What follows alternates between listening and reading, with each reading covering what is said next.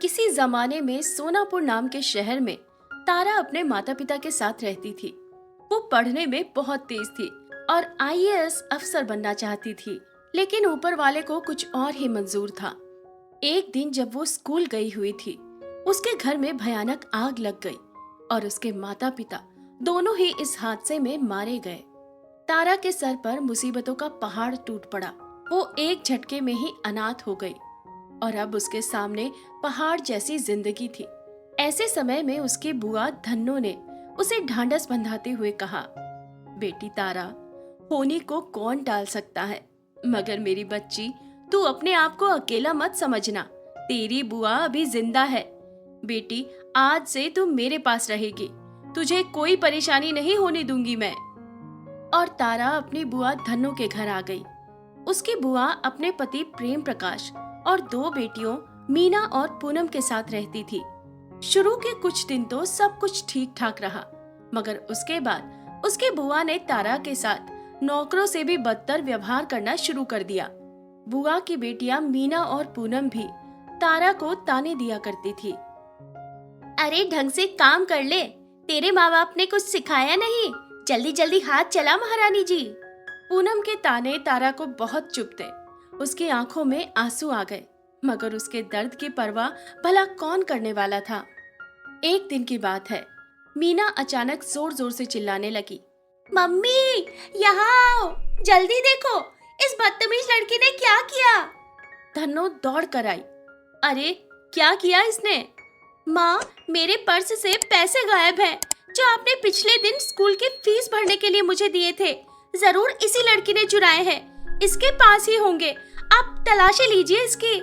बुआ जी, मैंने कोई चोरी नहीं की है, मुझ पर झूठा इल्जाम लगाया जा रहा है। ये कहकर तारा फपक कर रोने लगी। मम्मी, ये सब इसकी चाल है, ये विक्टिम कार्ड खेल रही है, खुद को सच्चा साबित करने के लिए और झूठा नाटक कर रही है।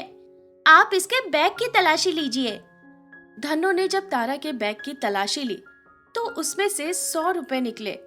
देखा मम्मी, मैंने कहा था ना, ये चोरी इसी ने की है। इससे पूछिए बाकी के 4,900 रुपए कहाँ हैं? बुआ जी, मुझे कुछ नहीं पता, ये रुपए भी मेरे बैग में कैसे आए मैं नहीं जानती, मैंने कोई चोरी नहीं की है। बुआ धन्नो ने उसे बहुत मारा और कमरे में बंद कर दिया।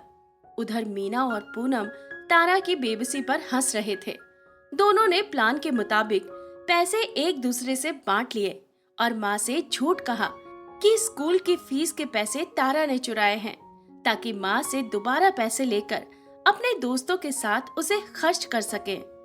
तारा देर रात तक रोती रही। फिर उसने घर से निकल जाने का फैसला कर लिया और वो आधी रात को ही घर से बाहर निकल आई। उसे कुछ पता नहीं था कि वो कहाँ जाएगी, क्या करेगी। उसने एक पुराने से दिखने वाले टूटे फूटे घर में आश्रय लिया। वो एक जादूगर का ठिकाना था। जादूगर ने उसे अपने पास अपनी बेटी बनाकर रखा। बेटी, तुम जितने दिन चाहो यहाँ रह सकती हो, मैं तुम्हारे लिए खाने पीने का इंतजाम करता हूँ। तारा जादूगर के पास ही रहने लगी। धीरे धीरे उसने भी जादू सीख लिया और जादूगर के साथ ही तमाशा दिखाने के लिए जाने लगी। एक दिन की बात है, वो जादू का खेल दिखा रही थी। तभी उसके सामने रानी परी आ गई। लड़की सुनो, मैं रानी परी हूँ, मुझे तुम्हारी मदद चाहिए। अगर तुम मेरी मदद करती हो तो मैं तुम्हें बहुत सारा इनाम दूंगी। तारा हैरानी से बोली, हाँ हाँ, बताइए क्या मदद करनी है। मेरी एक बेटी है, जहान। एक बार वो धरती पर आई थी और उसने जादू का खेल देखा था। उसके बाद ही वो बीमार पड़ गई। हमारे शाही वैद्य ने कहा कि जहान फिर से उसी तरह का जादू का खेल देख ले तो वो ठीक हो सकती है। हम जहान को यहाँ नहीं ला सकते, उसकी तबीयत और भी खराब हो सकती है। तुम्हें ही परी लोग जाकर उसे खेल दिखाना होगा। रानी परी की बात सुनकर तारा तुरंत परी लोग जाने के लिए तैयार हो गई। वो रानी परी के साथ ही परी लोग आ गई। उसने जहान के सामने बहुत सुंदर सुंदर खेल का प्रदर्शन किया। जहान बहुत खुश हो गई और वो अच्छी होकर उठकर बैठ गई। ये सब देखकर रानी परी और वैद्य की खुशी का ठिकाना नहीं रहा। वाह बेटी, तुम्हारे खेल ने ऐसा जादू किया कि जहान ठीक हो गई। वादे के मुताबिक मैं इनाम के तौर पर ये 2 जादुई सोने चांदी की लिपस्टिक दे रही हूँ। इसकी मदद से जब तुम लिपस्टिक अपने होठों पर लगाओगी, तुम्हें सोने के सिक्के मिलेंगे। कभी कोई दुश्मन तुम्हारा नुकसान पहुंचाना चाहे तो चांदी वाली लिपस्टिक को अपने होठों पर लगाना, दुश्मन तुमसे दूर हो जाएगा। तारा वो दोनों लिपस्टिक लेकर वापस धरती पर आ गई।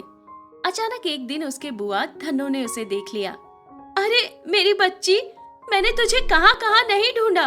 भगवान का लाख लाख शुक्र है कि तुम मिल गई। पुरानी बातों को भूल जा, चल घर चल, तेरे बिना घर बहुत सूना सूना हो गया है। और इस तरह से चिकनी चुपड़ी बातें करके धन्नो उसे अपने घर ले आई। माँ, इस चुड़ैल को वापस घर क्यों ले आए? अरे धीरे बोल, वरना वो सुन लेगी। बेटी, इतनी बेवकूफ तो मैं हूँ नहीं कि इस अनाथ को मुफ्त की रोटी तोड़ने के लिए घर लाऊंगी। इसे तो घर में नौकर बनाने के लिए लाई हूँ। तुझे पता है ना, काम करने वाली कितने नखरे करती है। आज से काम वाली की छुट्टी। अब तारा बनेगी हमारी काम वाली, और वो भी बिना तनख्वाह के। और ये कहकर दोनों माँ बेटी हंसने लगी। तारा छुपकर उन दोनों की बातें सुन रही थी, मगर वो कुछ न बोली। उसने माँ बेटियों को मजा चखाने का फैसला कर लिया। अगले दिन उसने जादुई लिपस्टिक की मदद से ढेर सारा सोना बना लिया। उसके पास सोने के सिक्के देखकर माँ बेटी हैरान रह गई। अरे बेटी, इतना सारा सोना कहाँ से, कैसे आया बेटी? बता ना, कोई जादू है क्या? हाँ बुआ जी, ये जादू है। चांदी वाली लिपस्टिक लगाने से ये जादू होगा। और उसने बुआ को चांदी वाली लिपस्टिक दे दी। और जैसे ही धन्नो और उसके दोनों बेटियों ने वो चांदी वाली लिपस्टिक अपने होठों पर लगाई, ऐसा जादू हुआ कि वे सब एक दूसरे को तमाचे मारने लगे। अरे अरे, ये क्या हो रहा है? अरे कोई रोको हम लोगों को। तारा बेटी, रोक हमें। हम क्यों एक दूसरे को मार रहे हैं? अरे रोको बेटी, कुछ करो, हमें रोको। तीनों माँ बेटियों को एक दूसरे को चाटा मारते देख तारा जोर जोर से हंसने लगी। उसे बहुत मजा आ रहा था। धन्नो रहम की भीख मांगने लगी। उनकी दोनों बेटियां भी गिड़गिड़ाने लगी। तारा, हमें माफ कर दो। तू हमारी अच्छी बहन है ना, माफ कर दे प्लीज। तारा को दया आ गई और उसने उन तीनों को माफ कर दिया। तारा उसी दिन बुआ का घर छोड़कर अपने माता पिता वाले घर में आ गई। अब उसके पास हुनर भी था और जादुई लिपस्टिक भी। वो मन लगाकर पढ़ने लगी और फिर उसने अपनी मेहनत और लगन से यूपीएससी का इम्तिहान पास कर लिया और आईएएस अफसर बन गई। प्यारे दोस्तों, हमारी ये कहानी आपको कैसी लगी? कमेंट करके जरूर बताइए। हम आपके लिए और भी मजेदार कार्टून वीडियो लेकर आ रहे हैं, इसलिए अगर आपने अभी तक हमारा चैनल सब्सक्राइब नहीं किया है तो जल्दी से कर लीजिए, बिल्कुल मुफ्त है। और बेल आइकॉन दबा दीजिए ताकि हम जैसे ही वीडियो अपलोड करें सबसे पहले आपको नोटिफिकेशन मिल जाए। इस वीडियो को अपने दोस्तों से शेयर करना मत भूलना।